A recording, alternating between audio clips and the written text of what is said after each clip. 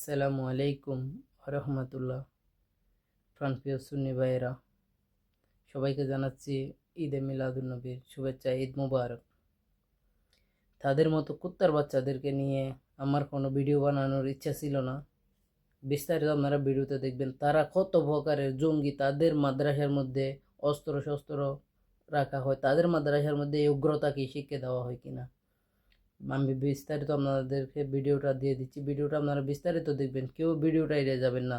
তাদেরকে সবাইকে যারা যেখান থেকে আছেন প্রতিবাদ করবেন এবং কি তাদেরকে সর্বোচ্চ সাজার আওতায় আনার জন্য সরকারের প্রতি আমরা আহলে সুন্নাত ওয়াল জামাতের পক্ষ থেকে জোর দাবি জানাচ্ছি যেন এমন নৃশংসতা আমাদের দেশের মধ্যে না হয়।